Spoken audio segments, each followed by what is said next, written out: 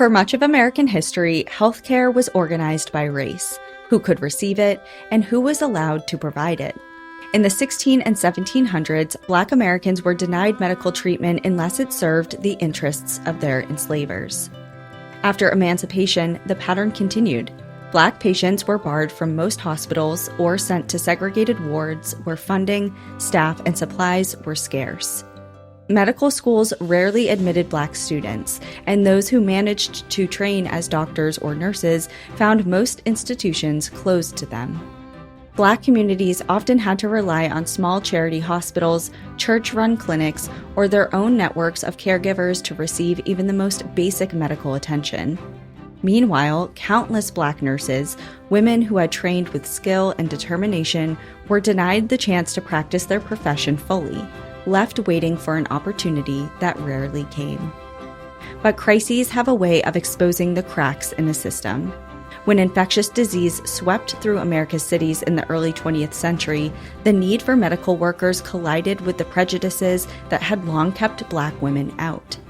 And in that moment, the walls of segregation in medicine began to shift, not because the system chose to value these women, but because it could no longer ignore them. This is Watch Her Cook.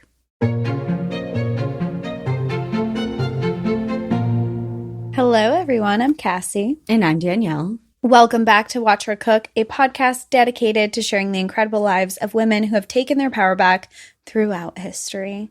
And here we are talking about disease and the medical system and the frustrations that comes along with that in a different way. And I think that we're going to see some interesting parallels from this story and present day, as we tend to do with our stories on Watch Her Cook. Yeah. Honestly, when you were reading this intro and you were talking about segregation in medicine, it can feel like it was so long ago. And even the dates aren't that long ago, but they're more our parents' generation and grandparents, and they can feel like they're not today. But I can remember growing up my whole life, and this was up until 2022.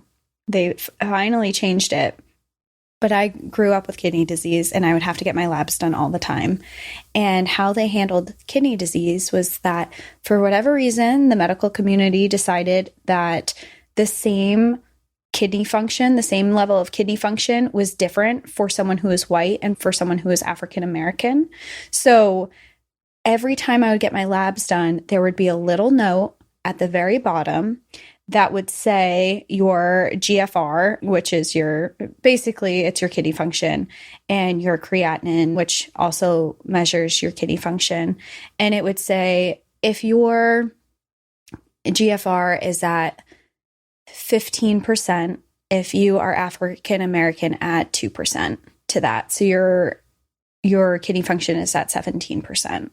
And as a child, I was always like, man, why do they get better kidney function? I didn't understand it. Mm-hmm. But really what those 2% numbers were doing is that the way that transplantation works is that you are only eligible for an organ. And I know I've talked about this on National Park After Dark, but you are only eligible for transplant once you hit a certain percentage. So if that percentage, which I believe is 15%, if you hit 15% and you're sick and you need an organ and you're African American, they're going to say, no, you're at 17%. You're not eligible yet. But you have the exact same lab work as someone who is white.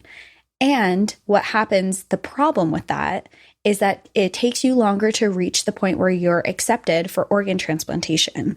And because you're waiting longer, you're delayed treatment that you would get at certain levels. And then you are suffering with these symptoms a lot longer, and you can be sicker quicker because you have this, however long it takes you to get to the point where you're deemed acceptable for this procedure, you could get too sick and then you're no longer eligible and you missed the window.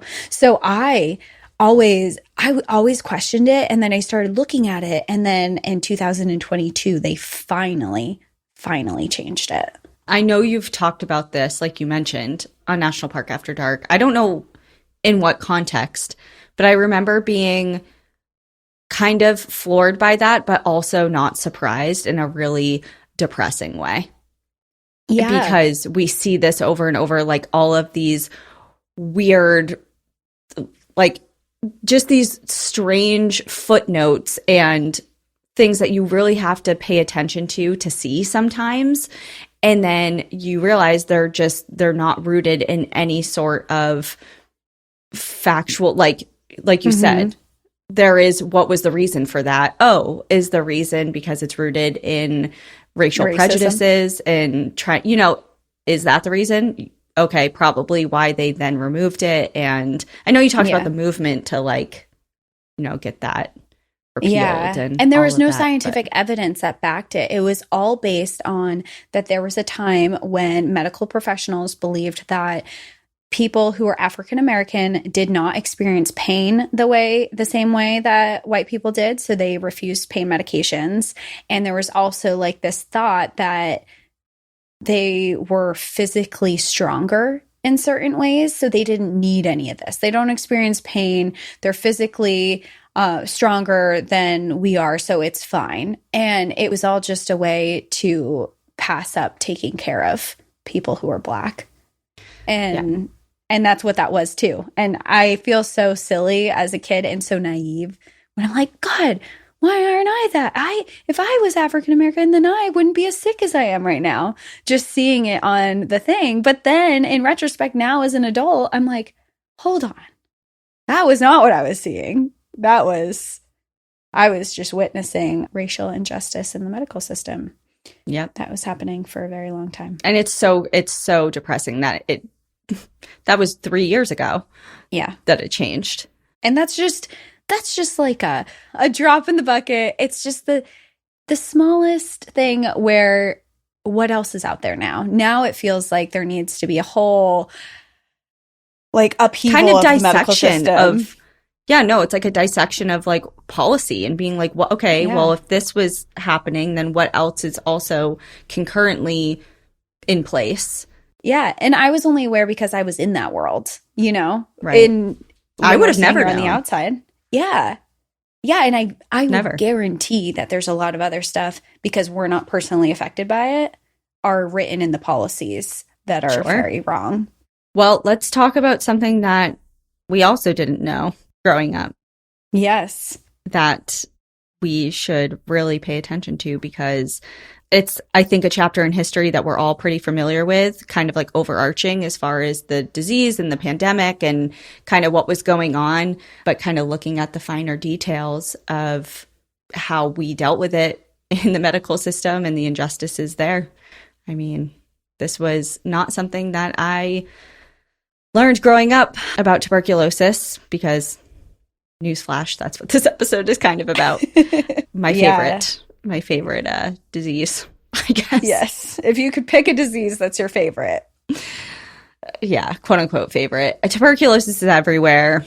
It touches everything, and we'll kind of get into that. But yeah, so let's dive into this tuberculosis story that takes place in New York City. In the early decades of the 20th century, tuberculosis was a shadow that loomed over New York City. The disease claimed thousands of lives each year, leaving families shattered and hospitals overwhelmed. On Staten Island, a sprawling institution known as Seaview Hospital rose to meet the crisis. It became a place of isolation and uncertainty where patients clung to hope and medical staff battled exhaustion. Few could have predicted that the hospital's greatest legacy would not come from the laboratories or the physicians, but from the quiet, steady work of the group of nurses whose story would remain hidden for generations. Prior to COVID-19, tuberculosis, often denoted as TB, was the most infectious disease worldwide. Its origin is relatively unknown, as tuberculosis has been found to have affected skeletal remains dating as far back as ancient Egypt. While it had effects on humans throughout history, it wasn't identified as a singular disease until the 1820s. For centuries, it carried many names. The ancient Greeks called it phthisis, the Vedas of India referred to it as yaksma, and in the 19th century, England, it grimly became known as consumption. The culprit behind this devastating illness is known as Mycobacterium tuberculosis, a bacterium that most commonly attacks the lungs, causing chest pain, relentless coughing, a loss of appetite, and high fever. By the 1920s, when our story begins, TB was widely recognized as a lung disease, though its reach extended far beyond. Today, symptomatic tuberculosis still affects a large part of the world's population, primarily Bangladesh, the Philippines, China, Indonesia, Pakistan, India, South Africa, and Nigeria. While its fatalities have been curbed in North America due to advancements in medicine, this was not the case in the early 20th century. In the wake of the 1918 influenza pandemic, which killed tens of millions worldwide, TB was still claiming thousands of lives each year. In New York City alone, it was the third leading cause of death. Patients filled hospitals, coughing up blood, complaining of aches and pains, with surging fevers and an inability to function in their day-to-day lives. Nurses worked tirelessly to assist patients, but without a viable cure, there was not much they could do to ease their suffering except manage a patient's symptoms until they passed. And just as kind of like a footnote about how you're saying, it was kind of everywhere and it still persists today, and just kind of like going off how I said it's my favorite disease. It's my favorite disease to learn about. And I think it's because it's so far reaching, and it's how it affects people. And, because historically you think of like in the movies, right? Like it looks sick and then they cough into a white napkin and there's blood on it. And it's like, oh my God, there it is, TB, or like, consumption. And it's kind of presented that way on screen. And that's kind of like, oh, that's the indicator for this disease. But in reality, it can show up in so many different ways. And so many millions of people have been affected throughout history and stretching into present day. And I read a book or listened to the audiobook, Everything is Tuberculosis by John Green. It's funny, I see that everywhere. It's so good. And I think it's because I don't know. Personally, of course, I'm really interested in this disease, but the way it's written, this book is written, first of all, John Green was the author of The Fault in Our Stars. Oh, okay. So just like the way that he writes is really easy to absorb. It's not super science-y heavy, even though it definitely conveys the pertinent information and you get a good grasp on that. It doesn't read like a textbook. It's really interesting. Yeah, so definitely recommend that for people who want to know why everything is tuberculosis. But the 1920s also brought an influx of new immigration to America. People from around the world were renouncing their native citizenship to make a better life for themselves, and it was New York City that embodied the American dream. Many of these European immigrants moved where they could afford to live, on the Lower East Side of Manhattan. Here, 80,000 five-story apartments housed 2 million new citizens, fitting entire families into small spaces. These buildings were poorly built, lacking reliable plumbing and ventilation. The air shafts were used as garbage disposal and became a breeding ground for rats and Mycobacterium tuberculosis to thrive. Many of the new immigrants grew sick and were admitted to hospitals, but the rate of infection was so uncontrollable that there weren't enough beds to take care of them. As a result, many were forced to live out their lives in this apartment complex, which allegedly became known as Lung Alley due to the prevalence of tuberculosis amongst its residents. As cases climbed, city health official Dr. Herman Biggs made it his mission to eradicate tuberculosis in a single generation. He launched public awareness campaigns, posters, lectures, and even street performances to promote hygiene and prevention. But death rates kept rising. In his campaigns, the association between immigrants and tuberculosis became so strong that many blamed immigrant communities themselves for spreading the disease. Biggs eventually approached the city council to propose that they find a way to quarantine those suffering from TB to hospitals where they would not be able to infect other patients nor citizens in the streets. The city agreed with this proposal and designated specific hospitals to be tuberculosis quarantine zones, even building some for that purpose. One of those hospitals was Seaview on Staten Island. And here's the thing. There's no problem in creating a hospital for quarantining sick patients. The problem lies in blaming a certain group of people for a disease. Right. When you're not giving them proper infrastructure, and I mean, the level of cleanliness is non-existent, and the There's resources available to them, you know, when they first arrive here with nothing in many instances. I mean, the millions of people who poured through Ellis Island just off the top there. I mean, they have nothing. And we're just like, yeah, you can go over there, 2 million of you. Well, yeah, you have millions of people stacked on top of each other in a city where everyone's in close quarters, and you have no means to help them prevent anything that's happening except for wash your hands. Come on. If that. I mean, I'm just assuming that was what his like promotional things were, but to blame an entire demographic of people, which is not lost on, I mean, we see it today, especially with COVID. There was a lot of stuff that was like, China sent COVID over here. And people were blaming an entire group of people who weren't even in China, but maybe were from Chinese descent, were getting ridiculed here for COVID being here. And it's like, that's not how that works. Yeah. And again, going back to National Park After Dark, I don't know if you remember, it was kind of like a footnote because the whole episode was more of like a spooky, like haunted episode. But remember the quarantine station in Sydney Harbor, Australia that I did a few months ago? Yeah. And there was a point in time where part of that property, that quarantine station, which basically there were several of them, and when ships would come in, they would have to stop at this quarantine center and kind of go through a process of making sure that they weren't bringing any sort of infectious diseases into port, et cetera, et cetera. Super normal. But what they did was they had all these different levels of like divided by class. For like when you came off of a ship, depending on your class, you got different levels of accommodations. I remember this. Similar to your ticket that you held. And they actually built an entire separate quarantine area for specifically people of Chinese descent. And they gave them the bottom of the barrel accommodations. There was no running water, no heat. They were in bunk beds. They weren't in like rooms. And it was just, it's like over and over and over again in different parts of the world and periods of time throughout history, we see the same pattern.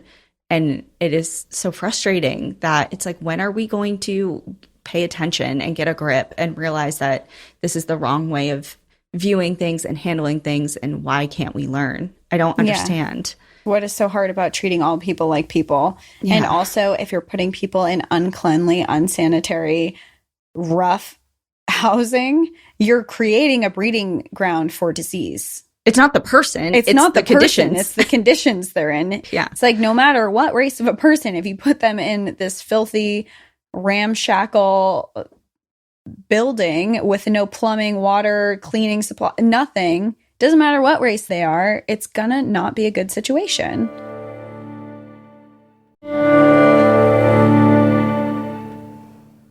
When it comes to grocery shopping, each and every time I struggle with one thing consistently, and that's finding the time. With a schedule that always seems to be filled, getting to the store to shop is harder than it seems. But luckily, my time has been freed up with Hungryroot, the easiest way to eat healthy. When you use Hungryroot, it's like having your own personal shopper and nutritionist. Just tell them about your goals and your preferences, and they fill your cart with personalized recommendations. I love eating healthy and I do my best to find food that is clean, but one of my favorite things about Hungryroot is there's no high fructose corn syrup, artificial sweeteners, or preservatives in any of Hungryroot's food, and they only source top quality meat and seafood, free of hormones and antibiotics. They have healthy groceries like smoothies, kid snacks, sweets, ready-to-eat meals, salad kits, and even supplements. And when it's time to get cooking, they have over 15,000 recipes to choose from each week, and most of them can be made in 15 minutes or less. Shopping, planning, and cooking food really can be simple and stress-free. You're going to love Hungryroot as much as I do. Take advantage of this exclusive offer. For a limited time, get 40% off your first box, plus get a free item in every box for life. Go to to hungryroot.com/watchhercook and use code watchhercook. That's hungryroot.com/watchhercook. Code watchhercook to get 40% off of your first box and a free item of your choice for life. hungryroot.com/watchhercook. Code watchhercook.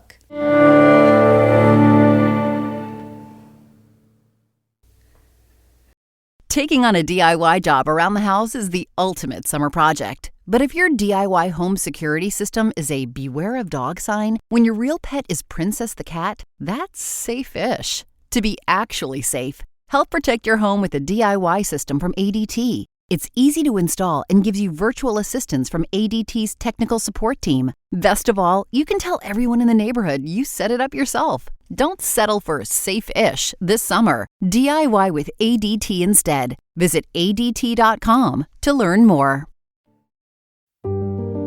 Despite the protests of Staten Island residents who opposed having an infectious disease hospital in their community, Seaview was built in 1913 with approximately 1,200 beds, 800 of which filled up within days, making it the largest municipal tuberculosis hospital in the U.S. at the time. As there was no cure, nurses at Seaview were used to caring for patients who would turn on a dime and pass away overnight. The horrors of what they saw and the fear they had for their own survival forced many nurses to begin leaving their posts at these tuberculosis hospitals. Without employees, these quarantine hospitals would be forced to shut, and patients would be back living their lives on the streets, likely spreading the disease much faster. A solution to this understaffing issue needed to be found as soon as possible. With the persistence of Jim Crow laws in the southern states, a trend of enticing Black laborers to come north and fill employment gaps was gaining popularity. At the time, hospitals, including those in New York, were deeply segregated. Only a handful even allowed Black nurses on staff. However, the tuberculosis crisis forced the city to forego this precedent. Officials began recruiting Black nurses from the South, offering training, housing, and steady pay. For many, it was the first chance to practice their profession. Facing limited prospects at home and enduring racist beliefs that dismissed their intelligence and ability, hundreds of women seized the opportunity and moved north to answer the call. One of these women was Edna Sutton. Edna was born in Savannah, Georgia in 1901 to parents Amy and Richmond. Richmond led a life as a slave in Georgia prior to walking off his plantation and pursuing jobs in other facets of manual labor, until he eventually became a reverend. Due to his life experience, Richmond imparted to his daughters that anything was possible and that they should dream, despite society's limitations.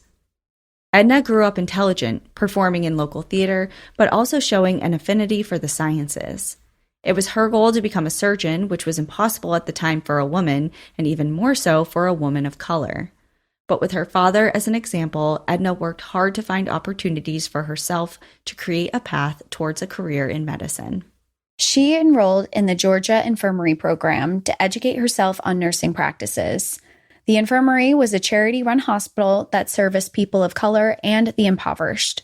Here, she worked tirelessly to gain as much knowledge as she could about medical practice. The experience lasted 2 years, but she was unable to find work in Georgia afterwards. In 1929, when she learned that New York City was recruiting Black nurses to help battle its tuberculosis epidemic, she packed up her things at around 28 years old and moved her entire life from rural Georgia to New York. Talk about brave. That's hard to do in under any circumstances, just uprooting your whole life and making such a big change, but especially during this time and what she had on the line and what she was saying yes to. Yeah. Nurses are superheroes. They truly are. I mean, what they are willing to do, and that's your calling, and that's what you went to school for. And I'm sure there was also a component of desperation where she went to school, she wants to be a nurse, no one in Georgia will hire her. And she says, instead of getting whatever job I will be allowed to get down here, my calling is to be a nurse. It doesn't matter if this could potentially be a threat to my life. I'm going to get paid for what I know, and I'm going to work hard, and I'm going to take care of people. Well, upon arrival in New York, Edna was immediately put to work at Seaview, as well as some hospitals in Harlem, where TB was spreading quicker than in other New York neighborhoods. In fact, the rate of death for Black Americans was 3 times higher than it was for white Americans, a disparity fueled by poverty and overcrowded housing. But Edna and other nurses quickly learned that the North was not entirely free of the segregation and racism they had become accustomed to under Jim Crow. The president of Seaview was notoriously racist, apathetically claiming that the Black nurses he recruited would likely be dead within 20 years from the tuberculosis they were exposed to. The idea of expendability became clear, as the hospital shifts were 16 hours long, where the young Southern nurses would spend an entire day dealing with the very sick and anxious people who all felt they were expendable too. In the early 1930s, no standard protocol existed yet for protection of doctors and nurses against the potential spread of infection. Each hospital was required to decide what its own safety practices were. At Seaview, this was left up to ward supervisor Lorna Doone Mitchell, who was the daughter of a Confederate medic and was known for treating the Black nurses unfairly. Mitchell believed that masks made nurses complacent about their jobs and did not allow them to be worn in her ward. This did change in the 1940s. She was notorious for her harsh scrutiny, lurking in the halls to catch mistakes, while also subjecting the nurses to cleanliness inspections of their work areas. The cafeteria remained segregated, and administrators kept the women under constant monitoring for imagined theft.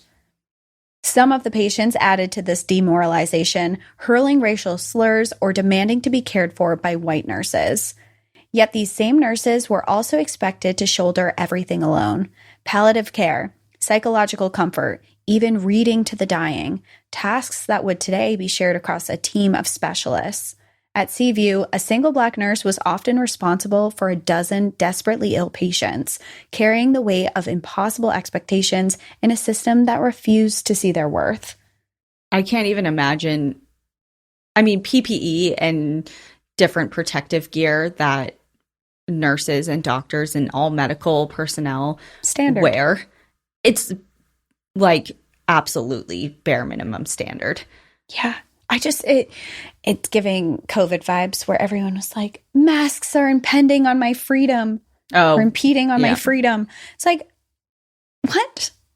What? As an immune compromised person who sometimes has to wear masks, I'm like, please just don't cough on me. Jesus Christ. It's just such a basic standard in medicine and for people. And of course, this time, I guess, is a little bit different. But to have a supervisor that is like, you cannot wear masks in this hospital filled with people who are sick. Yeah. It's that just you are caring for and up close to. But, and also, I think it's so interesting. So take that on one hand. And then on the other hand, here she is doing these cleanliness inspections of their workstations. It's like, I'm sorry. It's like the audacity. Yeah, it's like that is so contradictory, but that's kind of like the least of the problems here, because then we have the whole next layer of even patients being racist. It's like you are actively dying and someone's here extending their help. They're putting their own health on the line and their lives on the line and working for you and aiding you, and you're going to essentially spit in their face and demand to see somebody else because of the color of their skin. It's just, I mean, it kind of goes to show how deeply ingrained this like racist beliefs were, like that you as somebody who needs help or else you may die care enough about what somebody looks like to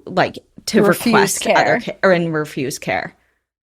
Yeah. You know, it's just, it goes beyond, it's so beyond. They just have hurdles left and right from their bosses, from the patients they're with, you know, from the location they're at. And they're away from home. They're away from family. I mean, Edna, she came all the way from Georgia and then is dealing with this. Yep. I know. And it's, I struggle sometimes with episodes like this because they're so infuriating, and I have a hard time like on the spot articulating words for how deeply disturbing this is. and how frustrating it is to reflect back on. And so like I hear myself kind of stuttering and being like, I can't even. And it's just like it does lack, you know, depth as far as a response, but sometimes it's just like I can't. Sometimes it's just like, ew, don't do that. Just like, it's embarrassing. It is embarrassing. It's embarrassing, but it needs to be talked about and kind of explained in this way of it is embarrassing. So why are we perpetuating this in different ways today? In different because this forms. is I mean, this story takes place a long time ago, but racism is alive and well today. And so I think part of why, speaking of these stories and also shaming those practices of racism is really important, especially as we're starting to see erasure of history, to be remembering stories like these. And to see, I mean, I just saw, it's kind of a aside, but not really, just seeing, I've been trying to kind of parse down my use of social media just because of how awful everything is, while also towing the line of staying informed of important things going on. I think a battle everyone knows very well. But I just saw, I think it was in Missouri or Kansas or something like last week, about just on the steps of like the Capitol building, a large group of essentially the KKK just up and waving their flags and riding and just. I will never understand how they're even allowed to be in public. That's what I'm saying. I don't get that. And I might sound so, what's the word? Naive right now or whatever. Does it fall under like the freedom of speech thing? Is that why they're allowed to do that? No, because freedom of speech doesn't extend to hate groups, and they are a hate group. So I genuinely don't know. My only thought is that because they're armed and a lot of them are in law enforcement or higher up or whatever, that's the only thing I can think of is why they're not being shut down, because you'll see peaceful protests be met with tear gas. But the second the KKK or the Proud Boys, which we've been seeing in New England a lot recently, come into town, it's fine. They walk up to the courthouse with guns and nobody bats an eye at them. And I don't understand why. Because I don't think it's freedom of speech. I don't think hate groups are given freedom of speech. Yeah, I don't understand. But I mean, kind of going back to the shaming thing, it's like, show your face. Why are you guys masked up? Yeah, why are you hiding? Like if you're going to make such a bold statement, and I mean, not condoning it, but at least own up to it and put your face, say it with your whole chest, put your face behind it. See how long you have your job. See how long your community, like you're hiding. Yeah. You're hiding, but also not. And it's just so, I don't know. It is. It's cowardly. Yeah. It's cowardly. Okay. Deep breath.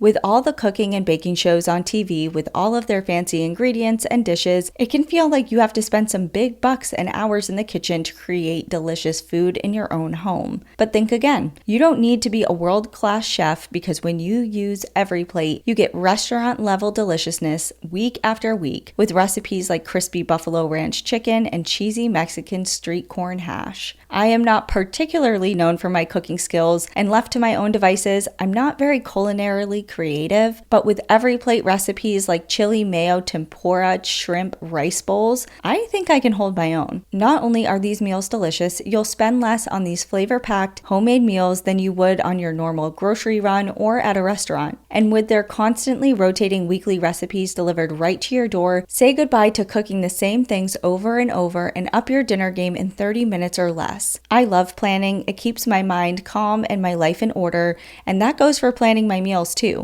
And with EveryPlate, I love choosing my meals ahead of time to know what I'm making each week. So what are you waiting for? Dig into these flavor-packed meals your household will love. New customers can enjoy this special offer of only $1.99 a meal. Go to everyplate.com/podcast and use code WatchHerCook199 to get started. Applied as discount on first box, limited time only.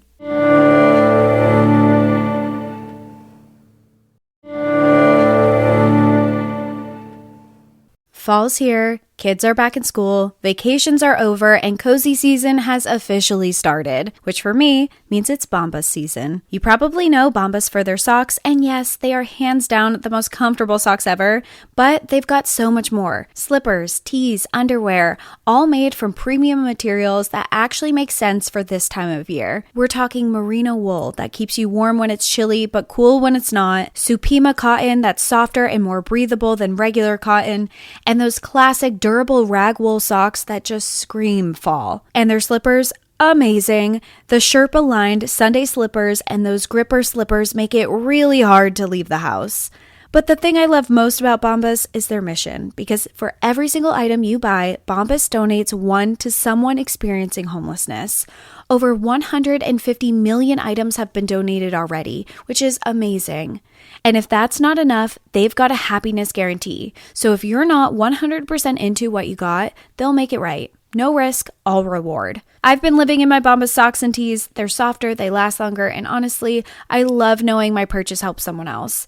They just feel different from other basics. Head over to bombas.com/audio and use code AUDIO for 20% off your first purchase. That's BOMBAS.com/audio. Code AUDIO at checkout.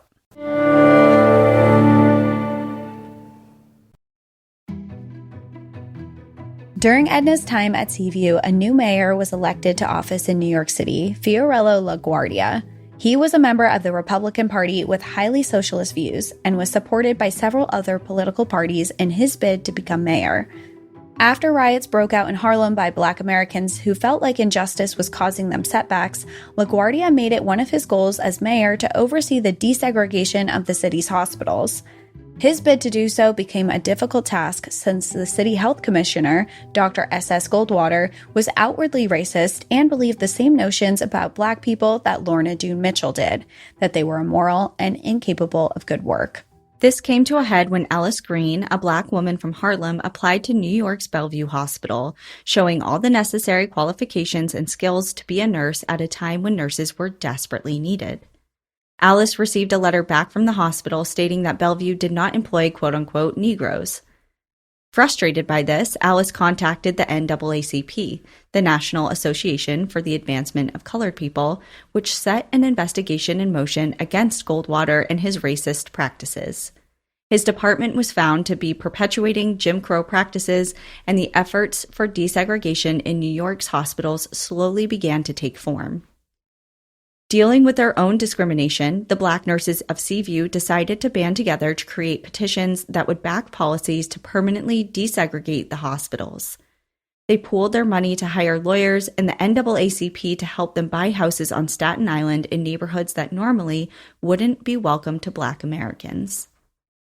Estelle Massey Osborne and Mabel Keaton Stupers were key advocates for Black nurses at the time and were actively working to incorporate nurses of all races into the then white-only American Nurses Association. This initiative did not pay off until the association began admitting Black nurses in 1964. In spite of the slow-moving crawl to equality, Black nurses continued to move from the South. Edna Sutton's niece, Virginia Allen, arrived in 1947 at the age of 16 and was immediately placed on the children's ward of Seaview. Here, she spent her long days with children who were suffering from tuberculosis to varying degrees.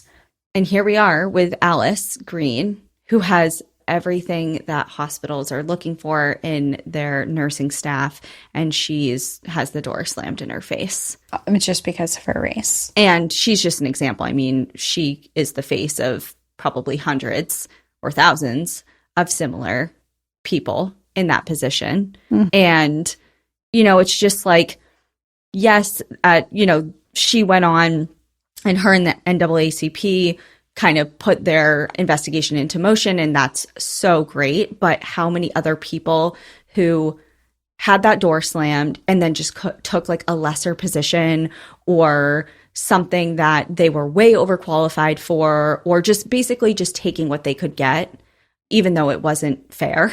I mean, and 1964 was so recent.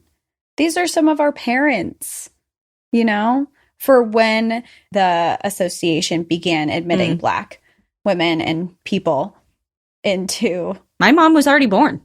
Same with mine and my dad. Yeah. You know, she was a kid at this time, Yeah, a child, but like for people who are a little bit older than us, it's their parents that were facing these types of things. So we can pretend this was so long ago and think it was so long ago, but the people who are affected by this are very much alive and well today. Yeah, you know, I don't know if I talked about it on this podcast, but the book that I actually didn't end up really liking for other reasons, the Book Club for Troublesome Women. I knew you were going to say that one. Yeah. It did. It touched upon this. It touched upon, because one of the main characters was a nurse, and she had like several kids, and she served in the war as a nurse, and she was heavily pregnant and working as a nurse, and they were looking for basically like her replacement. And one of the patients that she was caring for was a Black woman who happened to also be a nurse, but essentially had doors slammed in her face, and she wasn't allowed into similar positions or roles within different hospital systems and things like that. So it's not a true story. It's kind of historic fiction. I don't even know what that book is categorized as, but it touches on different parts of history that mainly like the 1950s housewife and the struggles that they had as women during that time. But yeah, it reminded me of that. As the years went on, the specialized Black nurses became experts at handling patients suffering from tuberculosis, and many of the early onset triggers were noted and treated preventatively. This trained eye for symptoms came in handy when, in 1951, a chemical compound known as isoniazid was showing promise of becoming a cure. While it had only been treated on rats up until that point, the drug was offered to Seaview to conduct the first human trials. Dr. Edward Robitzek, a lung specialist, oversaw the clinical trial of isoniazid and enlisted the help of its many Black nurses. However, the correct dosage and potential side effects of the drug were still unknown. The trials began with the most critical patients, carefully chosen by the nurses. They administered the drug, then watched closely, tracking swelling, bruising, even the smallest shifts in mood or the sound of the patient's voice. Every detail was reported back to Dr. Robitzek, who used their observations to refine his dosages for the next group of patients. For the first time, people in New York City began to recover from tuberculosis. Within months, isoniazid was proving effective, ultimately achieving cure rates of 90 to 95%, a pivotal moment in the global fight against TB. The perception of the nurses began to change amongst the patients. These women had sat alongside them as they went through the most harrowing, difficult time of their lives. The same patients who criticized the Black nurses became eternally grateful to them when they aided their treatment. Many patients referred to them as their Black angels, which is where the nickname derives from. Throughout his career, Dr. Robitzek was insistent that the Black angels played an incredibly crucial role in finding the cure for this seemingly unstoppable disease. When Seaview Hospital closed due to lack of patients, Edna Sutton continued working at the hospitals throughout New York, where she eventually took a role as a surgical nurse. She joined the NAACP and the American Nurses Association when it was possible and started a charity to raise money to provide college education to Black women. She passed away in 1988 from cancer. Her niece, Virginia, went on to continue as a social activist, advocating for Black women working in health and medicine. And while her story is powerful on its own, it also threads into the much larger legacy of the Black Angels as a whole. From the 1920s to the 1960s, the Black Angels numbered approximately 300 nurses. Today, they are remembered as a brave collection of women who risked their lives enduring racism and unfair treatment, taking a job nobody else wanted, and doing it with grace. Of her time working at Seaview, Virginia Allen, who remains as one of the only living Black angels today, says, quote, "I found it a challenge, not a chore. This world is all we have, and it is our duty to care for one another with love." I'll say it once, I'll say it a million more times. Nurses are superheroes. And I mean, that last quote right there just embodies all of what nurses are. Yeah, it's challenging, but this is what I'm called to do, and I'm here to help. And I think that just a testament to that is When I just said, when Seaview Hospital closed due to lack of patients, they were once overwhelmed, 800 patients in a day, and they couldn't take care of enough people, and they were super overwhelmed. And then these 300 nurses who faced every adversity that could be thrown their way took such care of their patients that they had to close the hospital because there was no more.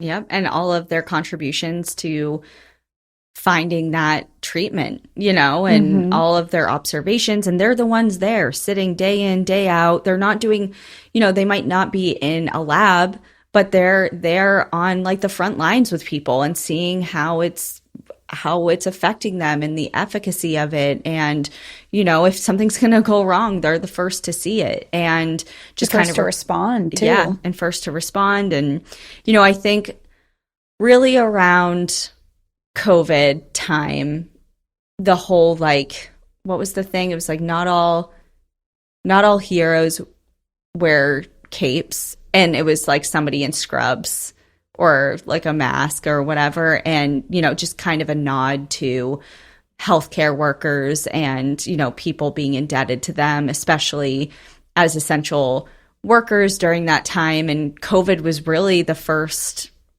pandemic that we've seen of that nature, and just seeing, the sacrifices that healthcare workers make in our lives. That was like the first time we're like, oh, let's recognize them for what they're doing. On a mass scale. On a mass scale, in the same way that, we think of law enforcement or firefighters, and we're always like, thank you, thank you, thank you. And then kind of before COVID, if you weren't in the healthcare world or knew somebody in the healthcare world, maybe you didn't really see nurses in that way or doctors. And now I think it's more, I think they're getting their flowers a little more because of what COVID kind of opened our eyes to. Yeah. But it's not new. It's, as the story goes to show, it's not new. Well, thank you everyone for hanging out with us today. Thank you for tuning in to Watch Her Cook. If you're looking to dive a little deeper, we've dropped some sources for you in the description. We recommend reading The Black Angels, the untold story of the nurses who helped cure tuberculosis by Maria Smilios. Let us know what incredible women's stories you'd like to hear next. And a big shout out to Sick Bird Productions, who produces our podcast and helps bring these stories to life. Don't forget to follow us on Instagram at Watch Her Cook Podcast, leave a review, and subscribe for more inspiring stories. Just a reminder, empowered women empower the world. Now let's go cook. See you next Wednesday.